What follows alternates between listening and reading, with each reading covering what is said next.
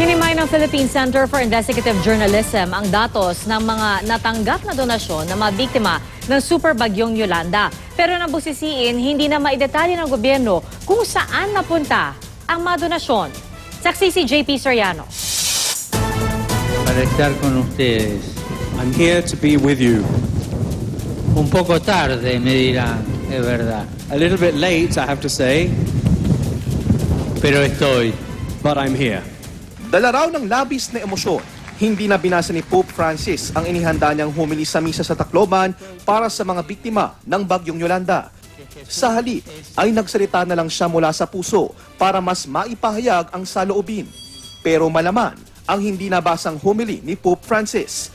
Ipinunto ng Santo Papa na sa gitna ng pagbuhos ng tulong at pagmamahal para sa mga nasalanta, nakita rin ng anyay pananamantala, ang looting at ang bigong pagtugon sa trahedyang dala ng Super Bagyong Yolanda. Hinikayat niyang ipagdasal ang lahat na maging sensitibo sa hinaing na mga nangangailangan.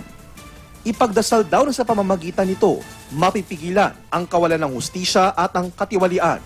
Ang pagnanakaw raw sa mga mahihirap ay lasong sumisira sa pinakaugat ng lipunan.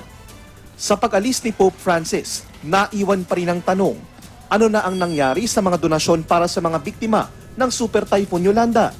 Ayon sa Office of the Presidential Assistant for Rehabilitation and Recovery o OPAR, nagpapatuloy pa rin ang rehabilitasyon gaya ng pagbibigay ng permanenteng bahay at kabuhayan sa mga biktima ng bagyo.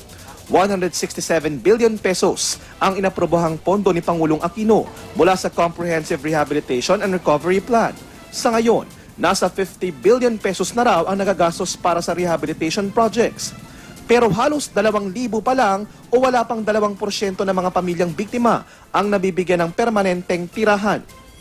Ang Philippine Center for Investigative Journalism gumawa ng pag-aaral kung ano-ano mga bansa, pribadong sektor at international humanitarian groups at NGOs ang nangalap ng donasyon para sa mga biktima ng Bagyong Yolanda.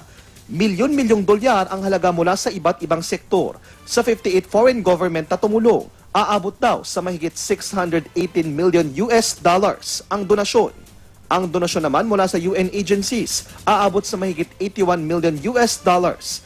Ang iba't ibang halaga raw na naririnig nating donasyon, karamihan daw sa mga NGOs o sa pribadong sektor dumidiretso. Marami nag-donate, pero pag dumiretso po kayo sa non-government sector, wala po tayong batas na sinasabi na mag-report sila sa gobyerno kung magkano yung natanggap at paano nila ginamit yung pera. Mahigit 100 pribadong sektor na donors daw ang nakipag-ugnayan sa gobyerno. Aabot daw sa halos 13 bilyong piso ang nakalaan sa Yolanda Rehabilitation Projects. Ayon naman sa OPA, 1.5 billion pesos naman ang kabuuang halaga ng mga donasyong direktang ibinigay sa government agencies. Hindi pa maidetalye ng OPAR sa aming panayam kung saan-saan eksaktong napunta mga donasyong ito. Pero pagtiyak nila, ginamit daw ito para sa iba't ibang pangmatagalang pangangailangan ng mga biktima ng Yolanda, gaya ng permanenteng pabahay at pangkabuhayan. Yung mga nagamit mula sa donasyon na dumiretso sa mga projects, programs para dito sa Yolanda affected area. So accounted for po lahat iyan. Sagot naman ng gobyerno sa mensahe ni Pope Francis.